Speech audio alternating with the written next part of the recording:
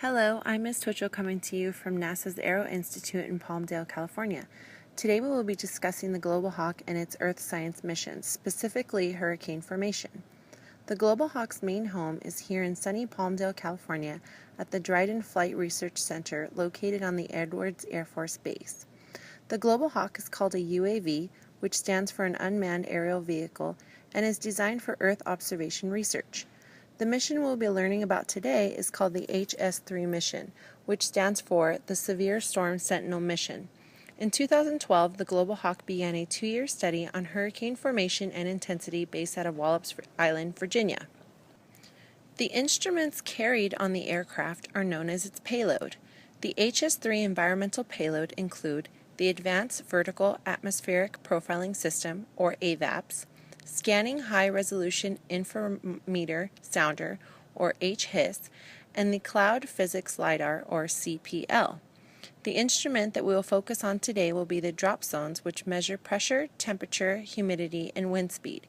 Here is Miles O'Brien from Science Nation to explain more. A cylinder is called a dropsonde, or sonde for short. And what a story it tells. It launches from an aircraft and falls through the air, gathering data about the atmosphere as it descends. It's a workhorse of hurricane forecasting, dropping out of hurricane hunter airplanes right into a raging storm. Compared to earlier models, today's sondes are lighter weight, relatively inexpensive, and loaded with sensors. We actually have a temperature and humidity sensors down here at the bottom, and then we also have a parachute here at the top end of it.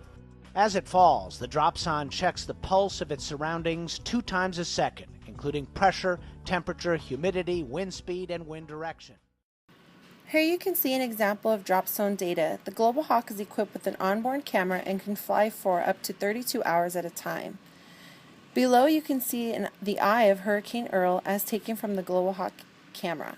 Let's hear from Miles O'Brien again about the value of dropsonde data. Inside information is helping scientists learn more about the atmospheric conditions that spawn hurricanes. Hoke expects this will help forecasters make earlier and more precise predictions, giving people in the path of a killer storm more time to evacuate out of harm's way.